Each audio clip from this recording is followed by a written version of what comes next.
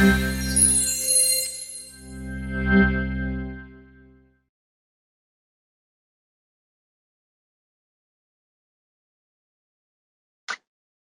really warm welcome to all participants to the seminar on the role of religion in the ongoing conflict in Ukraine. My name is Katerina Pekridou and I serve the Conference of European Churches as Executive Secretary for Theological Dialogue. I'm very honored to moderate today's discussion.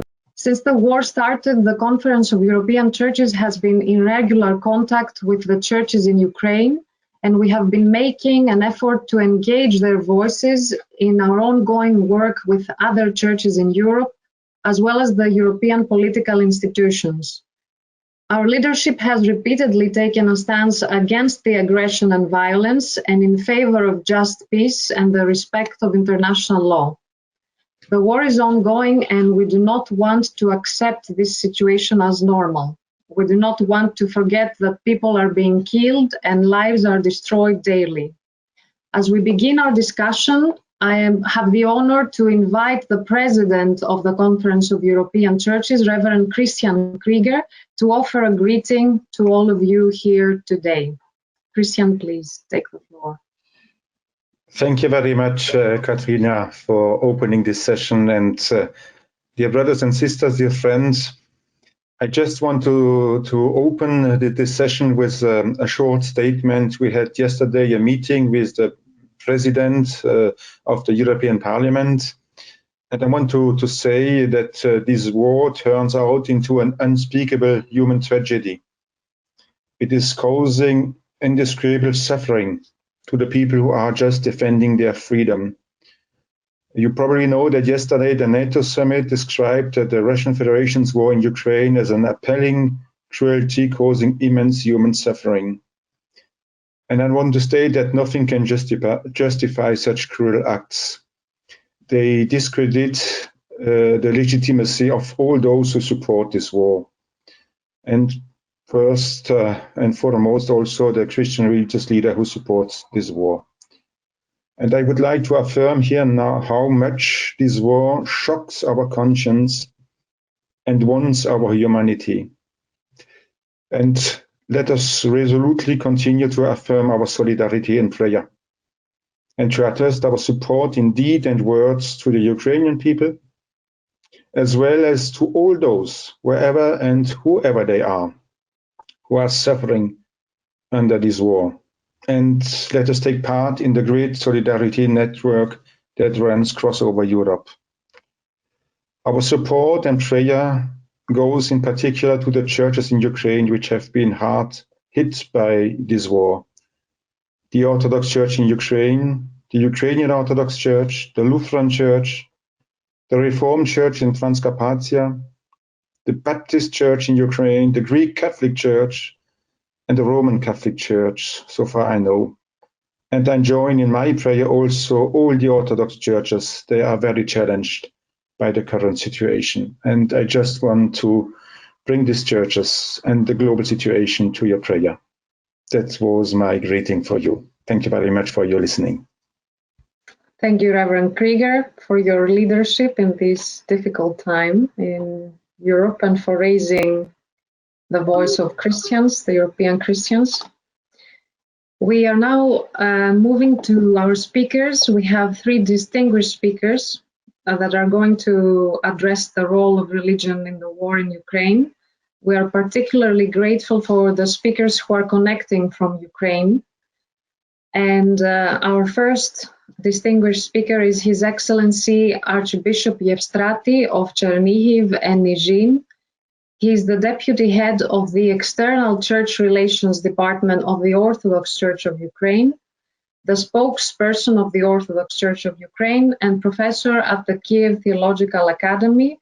We have connected with His Excellency before, and we are very grateful for his contribution, although we know his role and situation in the church and the country is critical at the moment. So thank you, Your Excellency, for being with us again today. The second speaker is Professor Sergei Bortnik. He is a member of the Department for external church relations of the Ukrainian Orthodox Church, and he's also professor at the Kiev Academy, Theological Academy. With Professor Bortnik, we had worked before on some theological projects in the past, and we are very happy to have him again today with us. Our third speaker is Dr. Christine Schließer, Director of Studies at the Center for Faith and Society at the University of Fribourg. Among other research interests, Professor Schließer is working on peace and reconciliation studies, and she is the person behind a series of videocasts on the issue of war and peace. If you go to YouTube and Google and find and look for these videocasts there, you can locate them. I'm also aware that Professor Schließer is planning to work now on another podcast on Ukraine, and the two speakers here today are invited to contribute to that. So in the first, we will have two rounds of sharing with our three speakers today. In the first round, we will focus on the role of religion in this conflict. There's a lot that has been written and there has been a lot of reflection on this matter, so it is crucial to hear the voices from Ukraine, how the churches see the role that religion plays in this war. And I would like to ask the speakers to reflect upon the responsibility of churches in Ukraine, but also more broadly in Europe, in promoting ecumenical dialogue and the work of reconciliation, whilst they are safeguarding the truth and justice. How do churches at this moment engage with justice? Each speaker will have 10 minutes, and then we will continue with a second round of sharing. Your Excellency, please take the floor. You're the first speaker. Thank you for being with us. Thank you so much for the invitation. Thanks a lot for leadership of a conference of European churches on behalf of His Beatitude Metropolitan Epiphany of Kiev and all Ukraine. I would like to greet all of you and thank you all for your compassion, for your prayers, for Ukraine, for just peace, because first of all, we as Christians must evaluate the prayer as one of most important possible way to help to resolve any kind of issue, especially such hard problem as we as a nation face it. First of all, I would like to emphasize that it's not a conflict, it's a real war, and we can see very clear two sides, aggressor and victim. Ukrainian nation and we Christians of Ukraine as a part of integral part of our society, we are victims of unprovoked aggression from the side of Russian Federation. Because if we can think about this war as just a conflict, like was for decades many conflicts in Europe or around the globe, we voluntary or involuntarily try to put the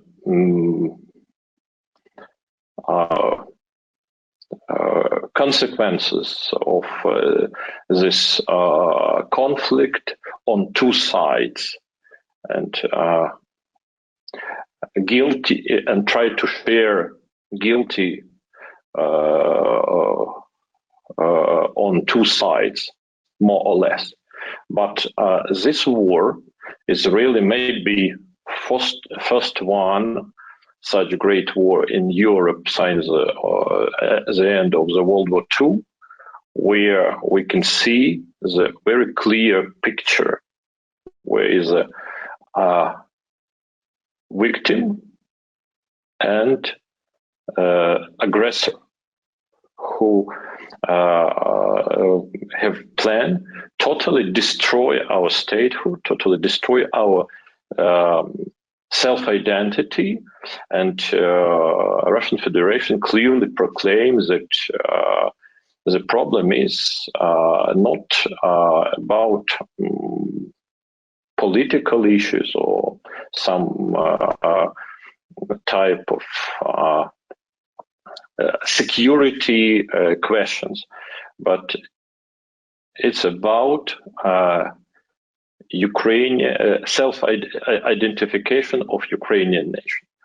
You know that Putin told many times that he think about Russians and Ukrainians like about one people, one nation.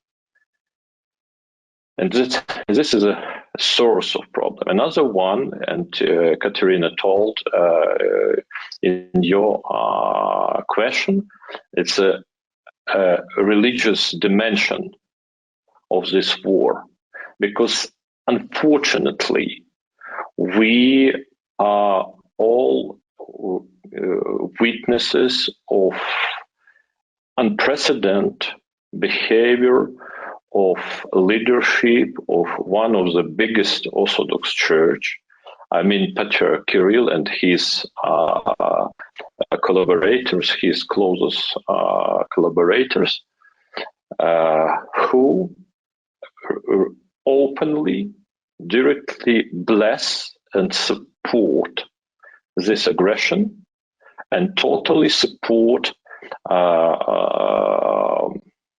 this war and all atrocities of this war, which Russian army bring to Ukrainian soil. Really, we understand that inside Ukraine, like inside every kind of European country, we have a lot of questions and even problems. And our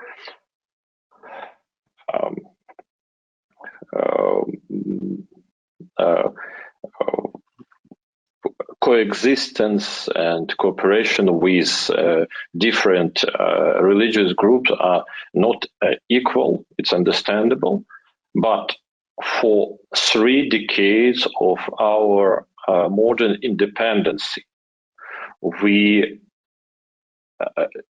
show that all our internal conflicts, all our internal problems, we can resolve as a nation, as a society, through the peaceful process. And one of the most important example of our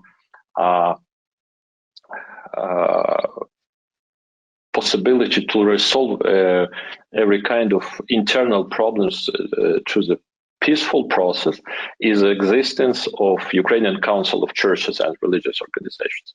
We are 16 members, including Ukrainian Orthodox Church, Autocephalous Independent Church, and Ukrainian Orthodox Church, part of the Moscow Patriarchate, are full members, and we,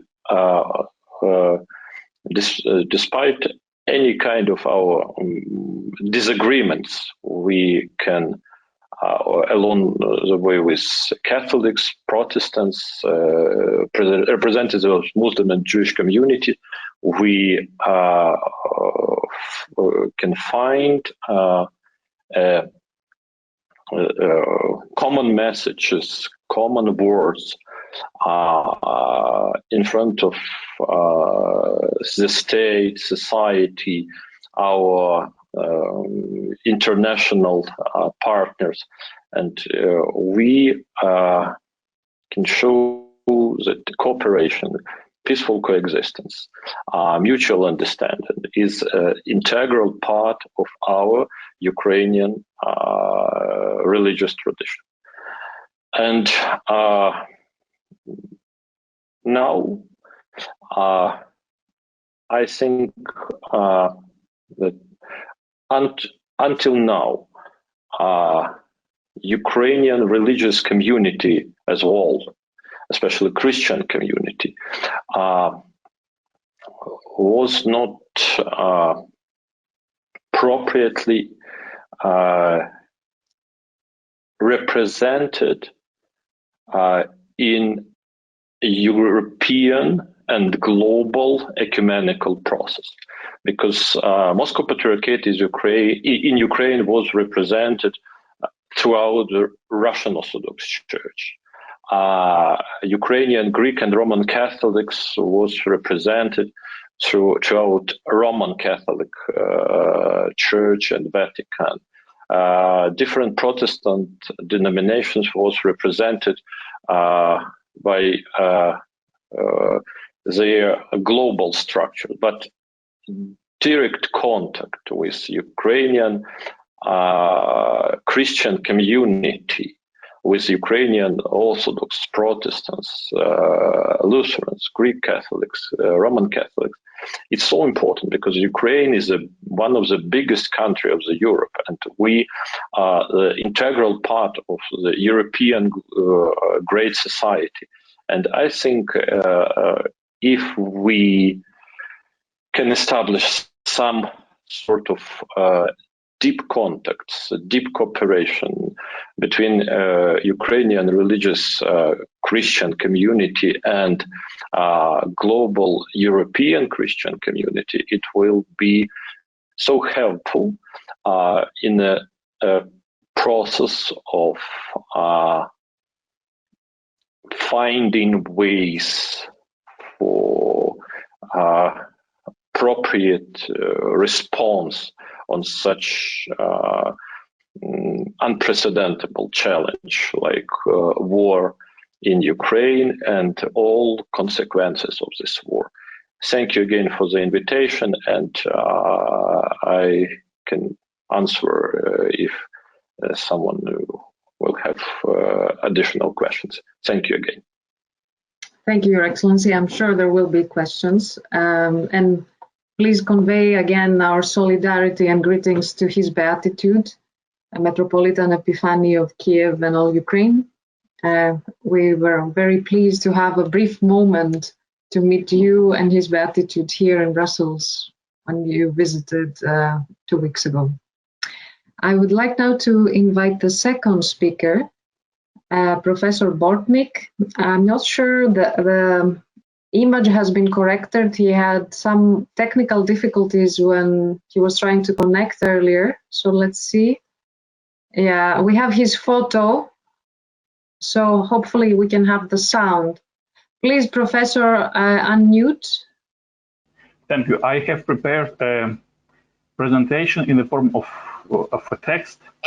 And now I'd like to read this text. And after that, we can, of course, discuss different aspects of this war, of this conflict.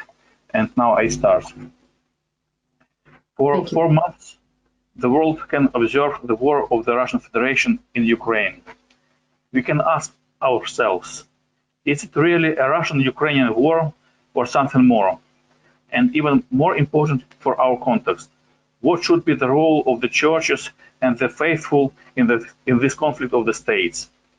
Before I come to the situation in Ukraine, it would be useful for the explanation of my vision to remind you of two citations from Pope Francis.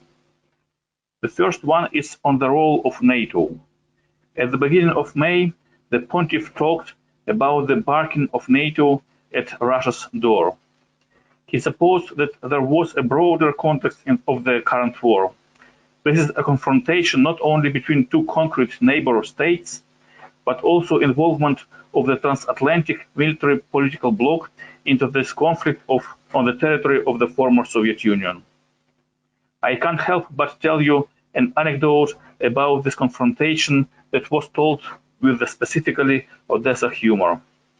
Two men have a conversation on the current war. One emigrated from Ukraine some decades ago. The second has been living in Ukraine till now. The first asks, I have heard that Russia is fighting against NATO. And what are the results of the struggle? The second answers to him, yes, it is a really serious war. The Russian army has already lost over 30,000 soldiers killed, many weapons and so on. His colleagues asked again, and what about the second part of the conflict? The answer was surprising. The NATO troops have not yet arrived on the battlefield. From this story, we can see different levels of the current conflict. First of all, it is the struggle between two armies of the concrete states. On the other hand, it is an imaginary war of Russia against the greatest evil of this world. If we speak about the evil from the church perspective, we should not think about NATO. Instead, we cannot but remind ourselves of the words of Jesus Christ. My kingdom doesn't belong to this world. Even harsher are the words from the first epistle of St. John. We know that we are God's children and that the whole world is in the power of the evil one. This kind of rhetoric became usual in the sermons of Patriarch Cyril. I know his speeches from the time 20 years ago, and this kind of criticism was unusual for him already in that time. But instead speaking in biblical terms of the fallen world, he's criticizing the Western world or Western civilization as a whole. The Pope is seeking for possible explanation and rapprochement of positions with the Russian side, both the Patriarch and the President. Often it is at the expense of the Ukrainian side. Here it would be enough to remind the case with the Way of the Cross service on Good Friday in Rome. In the situation of Russia's military aggression against Ukraine, it seems for many impossible that two women of Russian and Ukrainian origin read together a meditation on the patience of Christ. But in the light of the resurrection of Christ, the earthly matters such as life of concrete human beings can seem to be not really important. This could be a possible explanation of the Vatican's position. However, we should see here an important difference between the criticism of the NATO expansion from the position of the Pope and of the Patriarch Cyril.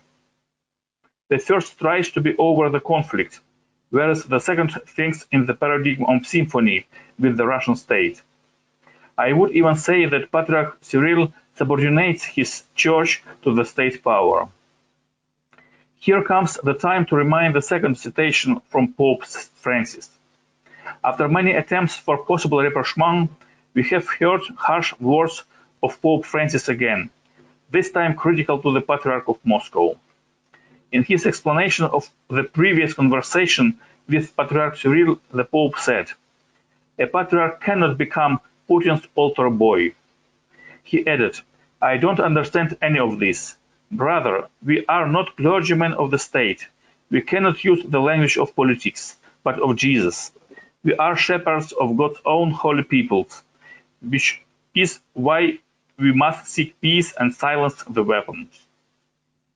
From my perspective, between these two citations of the Pope, there is a large distance.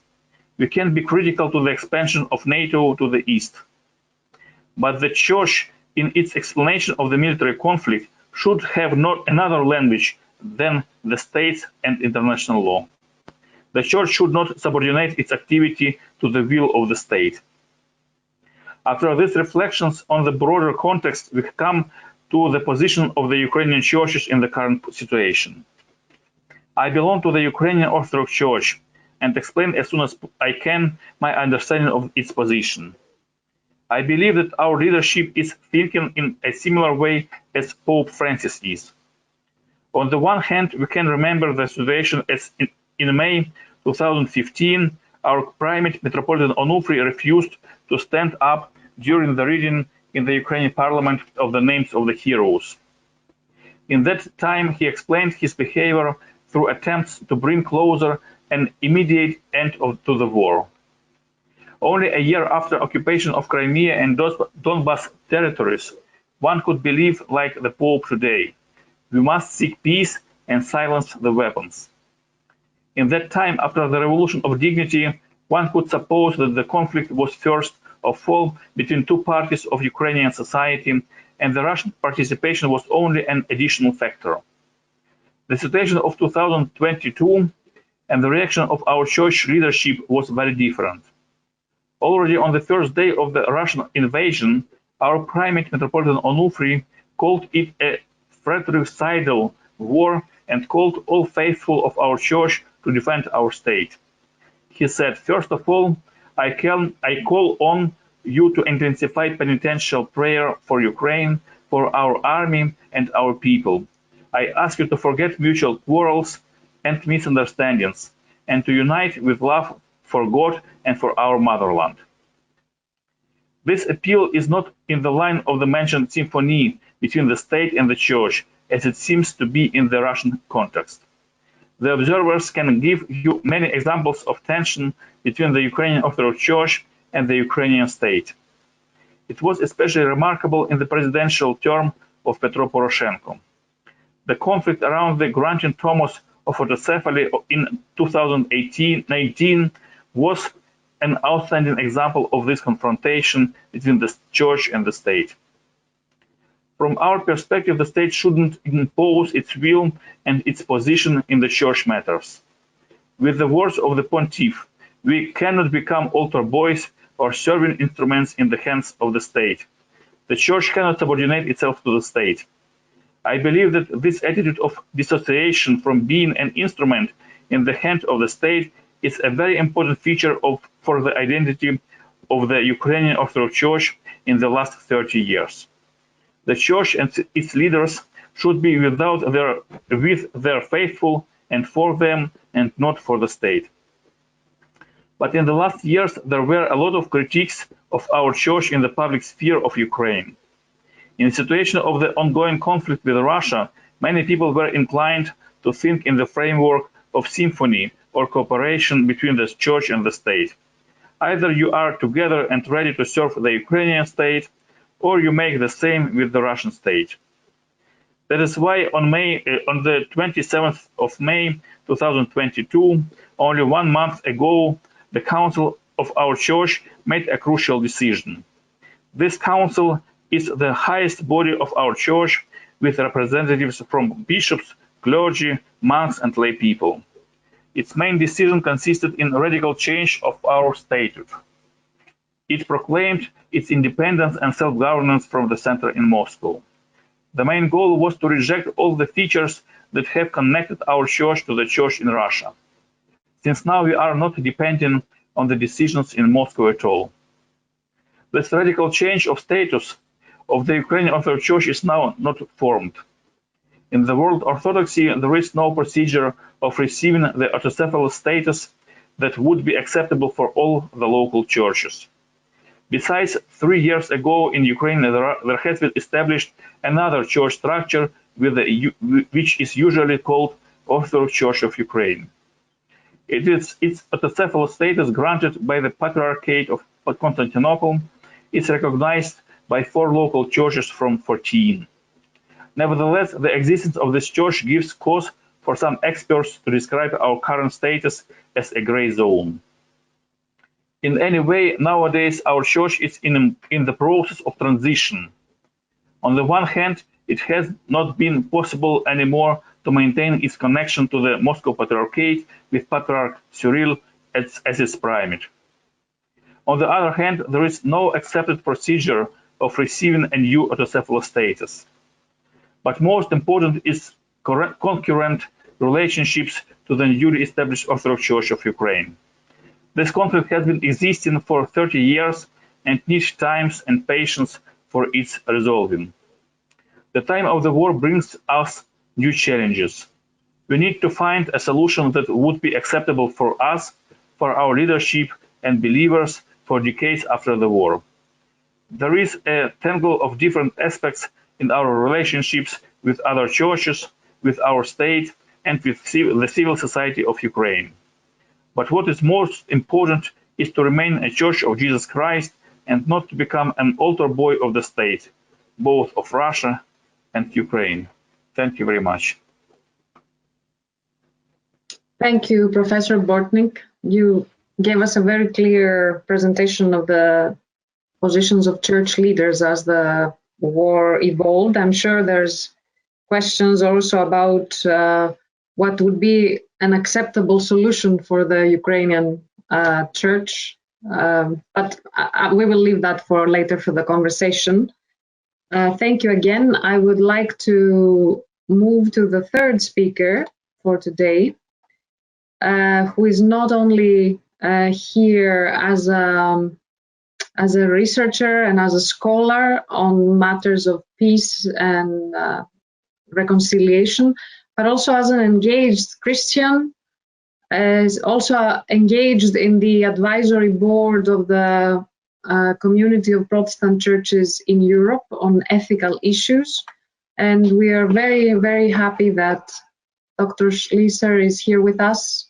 Welcome, and we are eager to hear your perspective from outside Ukraine. Thank you very much, Katerina, for your kind words of introduction and for your invitation. It is both a pleasure and a privilege to be here with all of you today, if only virtually. The first question we were asked to reflect on was, what is the role of religion in this conflict, in this war? First of all, it is important to keep in mind the inherent ambivalence of religion, of any religion, including our own Christian faith tradition. Just as any other religion, the Christian faith can be used and has been used and continues to be used to incite hatred and violence and justify war. Examples are plentiful and range from the Crusades to the 30 Years' War, to the Northern Irish conflict, up to Patriarch Cyril justifying Russia's war of aggression in Ukraine. Yet this is only one side of the story. Our Christian faith, just like other faith traditions, also contains potent resources for conflict transformation, for sustainable peace, and for reconciliation. And this is the task that we, as individual Christians and as churches, are called to. Yet it is crucial that we are not only aware of both dimensions of religion, of our Christian faith as well, but to address them. In order to do this, we need religious literacy, a competency that no longer can be taken for granted, yet that we urgently need in the context of the war in Ukraine and beyond. In our Western societies, if you allow me to use that term that broadly, we have long been under the influence of Max Weber's postulation of a disenchantment of the world. The post-Enlightenment relegation of religion to the private realm only, as opposed to the public realm, which was meant to be secular, this relegation was compounded by the so-called secularization thesis. That is, the assumption that the role of religion in our modern and postmodern societies would become less and less important. This is the mindset that characterizes much of our Western politics, societies, and academia. Yet meanwhile, it has become clear that the so-called secularization thesis has failed. Rather than fading into oblivion, religion is very much alive. Empirical research, for example, by the US-based Pew Research Center, shows that nearly all major faith traditions worldwide will grow significantly in the 21st century. So why am I taking so much of my precious 10 minutes to talk about the significance of religion? Because I believe that much of our thinking, including our political analysis, is still flawed by the old assumption that would hold to the irrelevance of religion in the public sphere.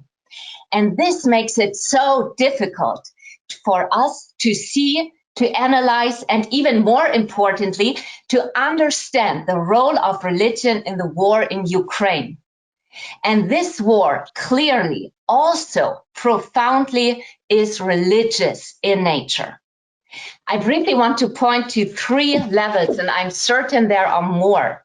First, the symbolic level. We all have seen the carefully orchestrated images of Russian President Putin and Patriarch Cyril together. The medial staging of showing them close together, side by side, eye to eye, is a most powerful symbolic statement. These two are brothers in arms. The church and the state stand united. Pictures showing Putin praying, for instance, in the Orthodox Christ the Savior Cathedral in Moscow, speak the same language. Second, the narrative level. Concepts such as Ruski Mir, the Russian world, are deeply embedded in sacred spaces. Ruski Mir cannot be understood apart from its Christian, or more precisely, Russian Orthodox connotations. The same holds true for the idea of the Holy Rus that Russian poet Piotr Vyazemsky unfolds as the beautiful amalgamation of Russian Orthodox faith, love of the Tsar, and Russian history and language. Third, the theological level. Clearly, Patriarch Cyril employs theological concepts to justify the war in Ukraine. When he calls everyone an enemy, or every enemy of Russia, as part of powers of evil, he portrays himself as standing on the side of the righteous, on Christ's side. His description of the war as a battle that has not physical but metaphysical meaning shows the same dualism. And this leads me to the second question in this round. What is the responsibility of churches in Europe in promoting ecumenical dialogue while safeguarding justice and truth?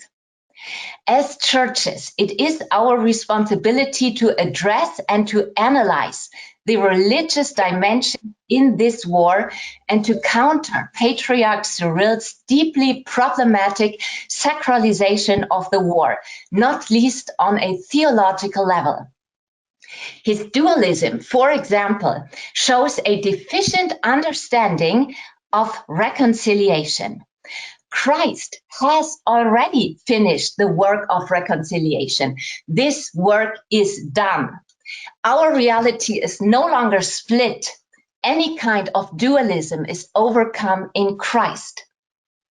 Now we are called to be Christ's ambassadors for reconciliation, as we read in 2 Corinthians 5. We're not called to be warriors, but to be peacemakers. How then does this fit with Patriarch Cyril's claim of an ongoing battle between good and evil? So we as churches need to engage Patriarch Cyril on a theological level. Yet how we say things matters at least as much as what we say. We need to do this from a humble, self-critical perspective, not as the ones who pretend to know all the answers. And I know this is deeply unpopular to say at this point in time, but could it be that perhaps we have indeed been just a teensy bit self-righteous, not only in how we view our Western lifestyles as simply the best, but also in our theologies. Is it really so hard to admit that we are not either the fountains of wisdom for the problems of this world? So how do we deal with the Russian Orthodox Church on an institutionalized ecumenical level?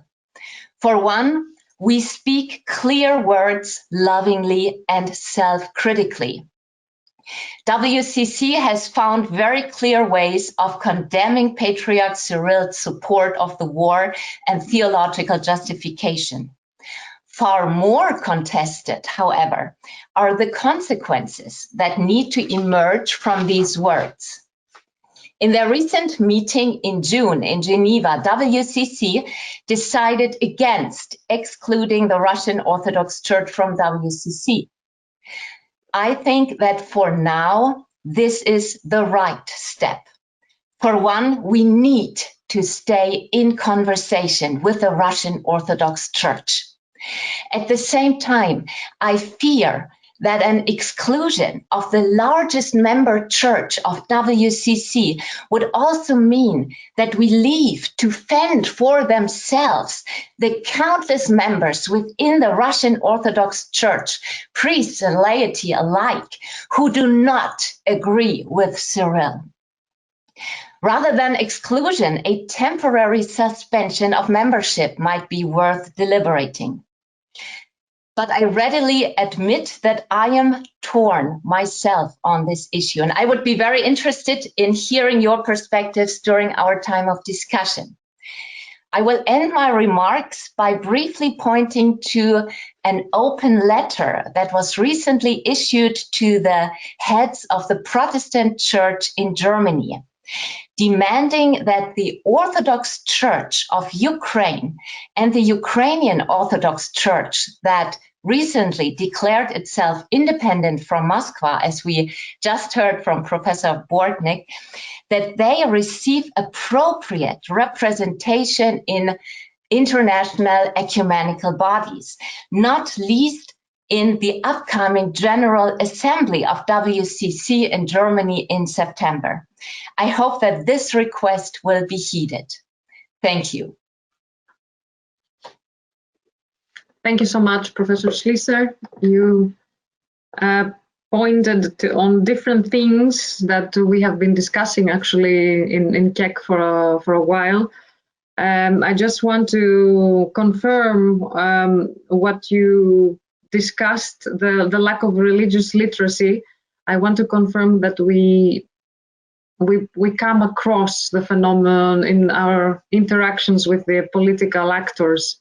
And especially when it comes to Ukraine, religion was not something they took seriously as a factor playing in the war. So thank you for this reflection. Also for your last thoughts on the role of the Russian Orthodox Church in the World Council of Churches at the moment. This is also a hot debate, as we are the regional European organization welcoming the assembly on the continent. So it is a big question for us at the moment.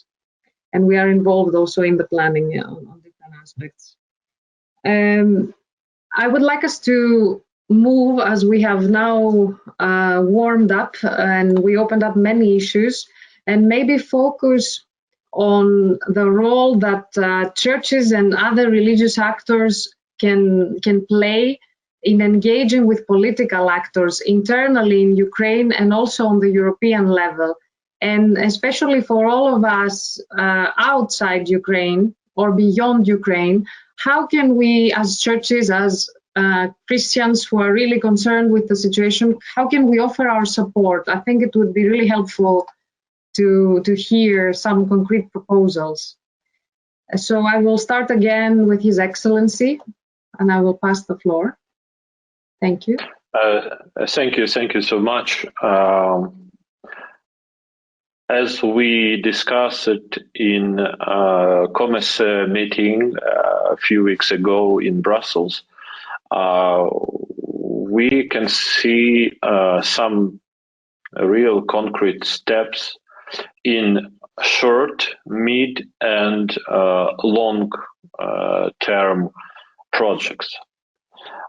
First of all, in the short term, immediately, we understand that Ukraine and Ukrainian people still need humanitarian aid, different type of humanitarian aid, especially in those regions which are so close to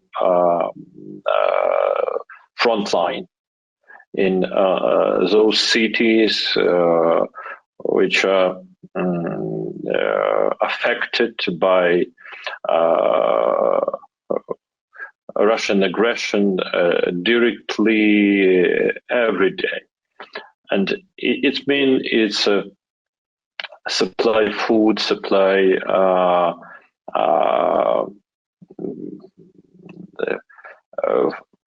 different goods of first need. And it's a continuous matter, and especially we unfortunately now have no real vision of the end.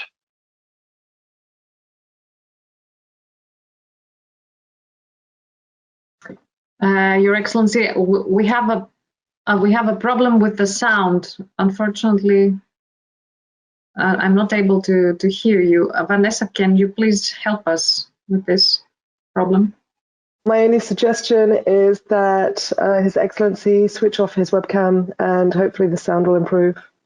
But I'm seeing that there's a lag and His Excellency isn't hearing us. Your Excellency, sorry, we were not able to hear you for a few minutes. The sound was lost. I hear you very clear. Can you hear me now? Yeah, now, yes. We were following up to the point you were talking about the supply of goods. Unfortunately, we cannot predict the end of this war. And it's highly likely that during the autumn and winter, Ukrainian people will affected by the war, and it's continuous need, especially for people whose homes and flats are destroyed, who live near the front line, and we really appreciate every kind of support, humanitarian aid, food, medicine, financial support for humanitarian programs of different Ukrainian churches.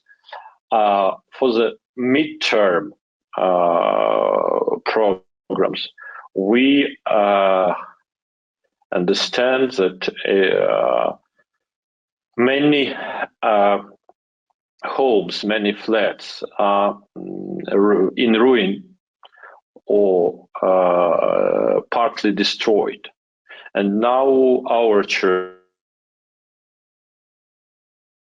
Foundation, launch a program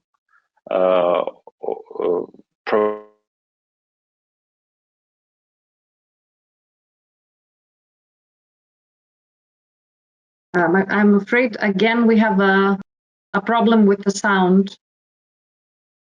Yeah, I think His Excellency is not able to hear us right now.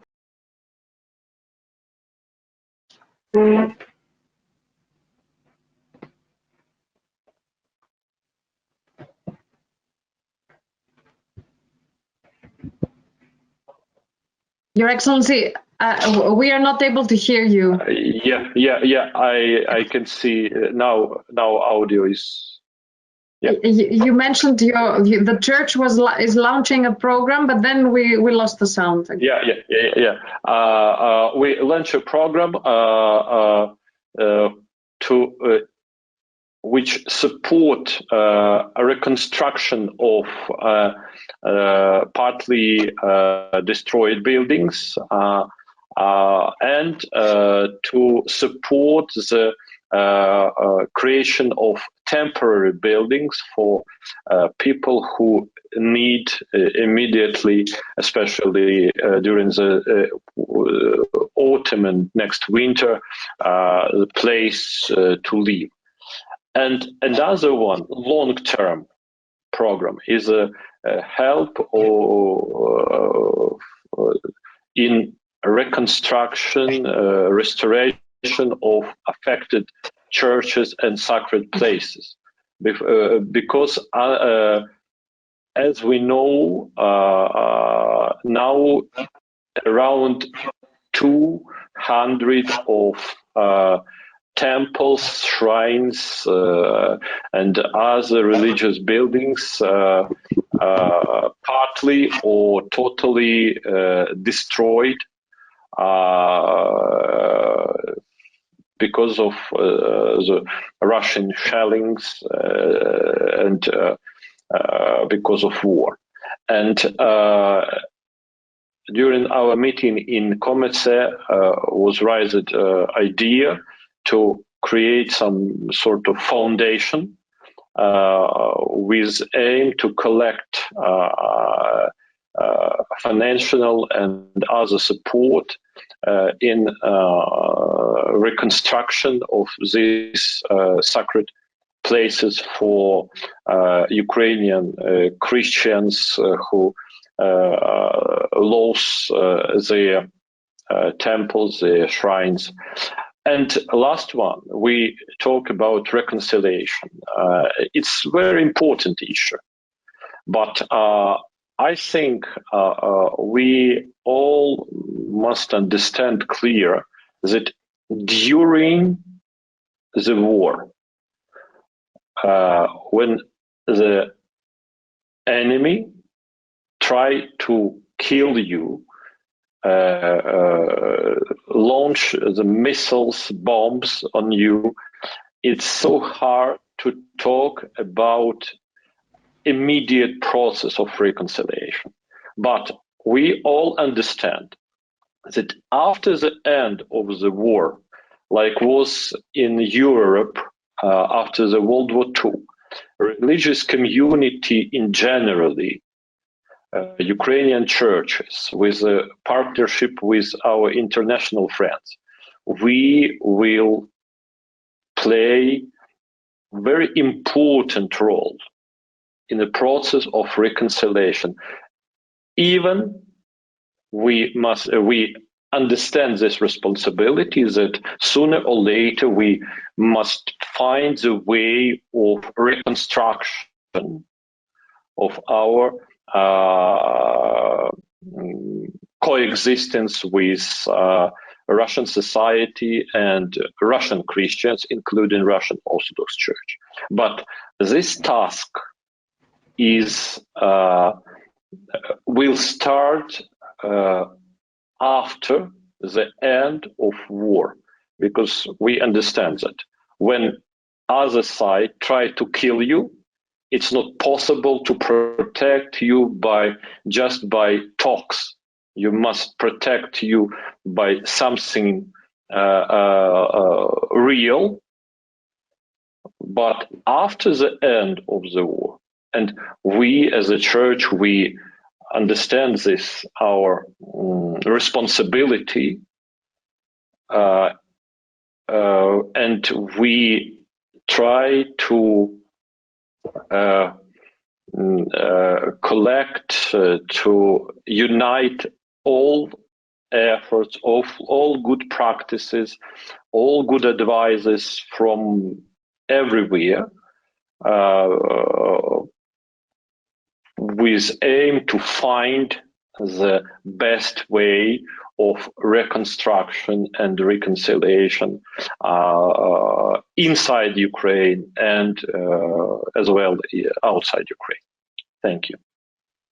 Thank you, Your Excellency, for your clarity and the very concrete proposals to us. I'd like to invite now Professor Bortnik to respond to the same question, please. Thank you. Can you hear me? Okay, yes, we can hear you this time. So I'd like to speak maybe. So first of all, I agree with the words of His Excellency. We need support of people in need. We need reconciliation with the Russian people in the future. But first of all, I suppose that we need reconciliation in Ukraine. Now we can see that many people try to help our soldiers, our military forces as they can. And now we don't need, so we can say, the second front between the religious organizations in Ukraine. We should be together. And for example, we have already said, I have already said about this decision of our church. Now there is no real reasons to criticize our church for the connection to Moscow. And nevertheless, there are a lot of conflicts on the parish level about the property, about the believers and so on. I would say it is not constructive to have this line of confrontation in Ukraine itself. And the second, it is of course clear that the idea of protecting people in different difficult situations, that lost homes, for example, it is not only the goal of the churches, but it is first of all the goal of the state bodies of Ukraine, and as soon as possible, of international organizations that can support us financially. The possibilities of the churches are not really large, and that's why we can make something that can help concrete people, but I suppose the funds of the churches are not really large. And the main purpose the churches should do is the support of people in their psychological problems, in their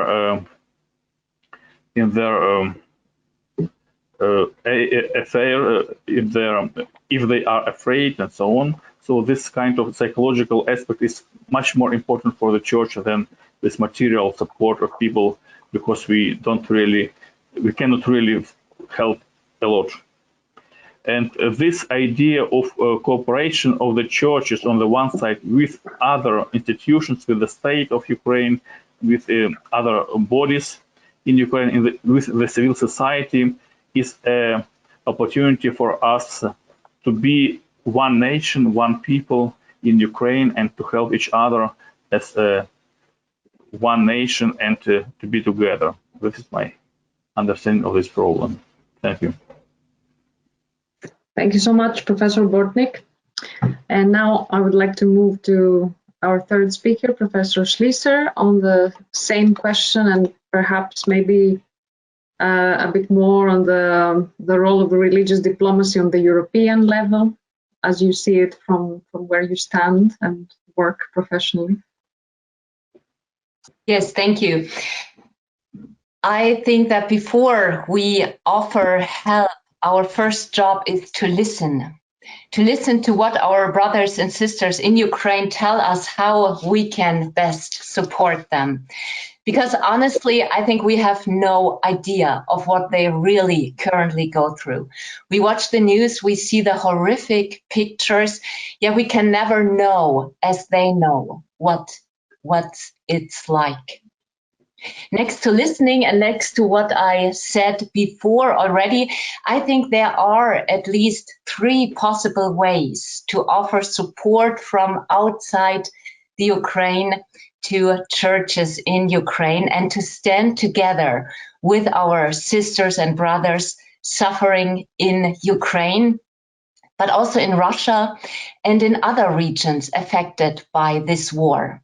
And given the threat of a hurricane of hunger, there are many more people on this planet affected by this war.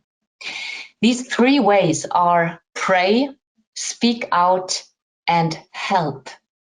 Let me briefly elaborate on all 3 points. First, as churches, we pray. Your Excellency, the Archbishop, you've already mentioned the importance of prayer.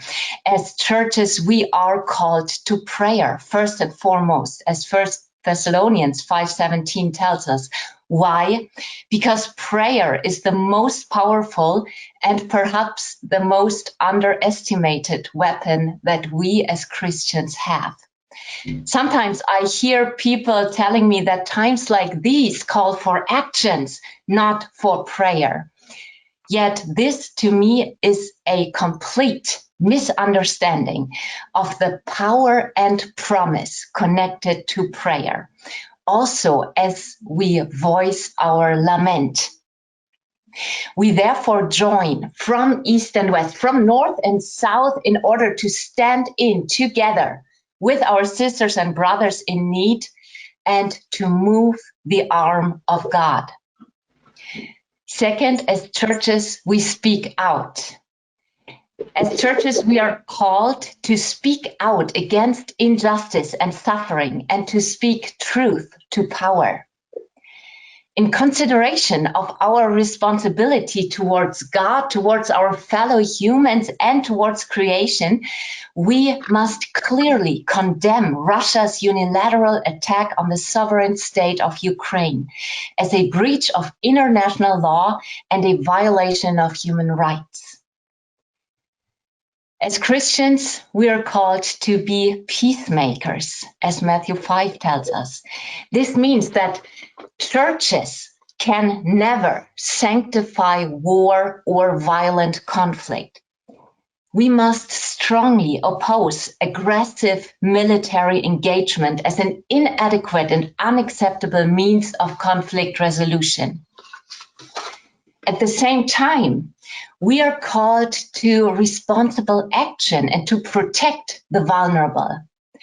This means that Ukraine has the legitimate right to self-defense and is dependent on our support for doing so effectively. The complexities of the issues at stake here might sometimes threaten to overwhelm and paralyze us. How can we as churches be agents of peace and reconciliation, yet not be silent bystanders of gross injustice and violation of human rights?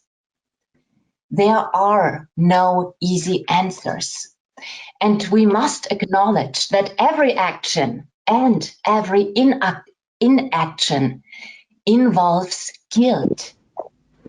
As the German theologian and Nazi resistor Dietrich Bonhoeffer put it, everyone who acts responsibly becomes guilty.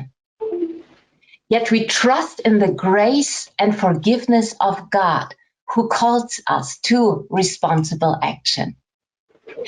And my last point, as churches, we help. As churches, we are called to give and to support those in need. We do this in terms of finances, in terms of goods, and in terms of logistics. The immediate action of churches also involves help for refugees from Ukraine, as well as for those who stay in Ukraine and are internally displaced, alongside with the engagement for refugees from other parts of the world. Thank you. Thank you so much, Professor Schließer, reminding us our responsibility for action. Thank you really for all the 3 reflections and all the sharing today. We have a little bit of time left, and I would like to open the floor to questions. So I guess we can give some time to participants to reflect. I guess it was a lot of ideas we received today. I'm wondering if the speakers have some questions to address to each other, or something you would like to clarify now that we have some time here. May I have some little Please, intervention? Thank you. I would like to thank you, Dr. Schlisser, that you remind us the very important issue which is related to the question of mutual help.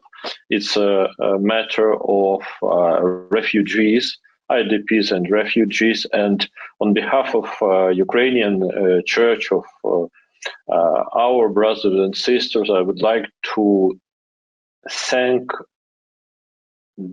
all of those organizations, Christians in Europe, individuals who in different ways helps our refugees to find the peaceful environment and to live in different European countries. We believe that after the end of the war, the most part of our refugees will return to Ukraine, and many people now returned to Ukraine. I just me myself, I returned from Poland, and with me was a full train of people, women, children who return to Ukraine, to Lviv and other cities. And I think it's so important to provide, still provide, because I understand that it's a hard task. In the first months of the war, it was a wave of support and compassion, but we can see that a war still lasting, and support must needed for months. I don't believe that it will be needed for years, but for months, and we really appreciate every kind of support. And another one topic, I just would like to remind that our Bishops' Council of also the Church of Ukraine, in the middle of last May, officially proposed the unconditional dialogue with another part of Ukrainian Orthodoxy, and it's our position that we don't raise any kind of precondition for the start of dialogue. During the dialogue as well, it's understandable that every part of dialogue can arise their own concerns, their own ideas, plans, and so on. But we understand that we need the dialogue with no preconditions. But unfortunately, until now, 1.5 months ago, we have no real response from another side. And we saw some preconditions and from the side of which Professor Bortnik represent. And I think if our brothers really would like to have a dialogue, we are open, even tomorrow, next week, next days, we can sit together and start this process, preparation of official dialogue without any preconditions and without any other matters which not allowed us to talk. And I would like to use this opportunity and once again raise this proposal to our brothers, which Professor Bortnik represents, and he is an official representative, can transmit this idea to his hierarchy. And if we will have, as soon as possible, we will have response, we can start the preparation of the dialogue between two parts of Ukrainian Orthodoxy. Thank you. Thank you, Your Excellency. I don't know if Professor Bortnik would like to offer a comment. Yes. He already spoke about an acceptable solution in his own reflection, so maybe he would like to come into that. Yes, His Excellency knows that we can have a good dialogue between each other, but the dialogue between the structures is more difficult. I know, for example, last weeks there were changes of belonging, it is called, or captures of the parishes.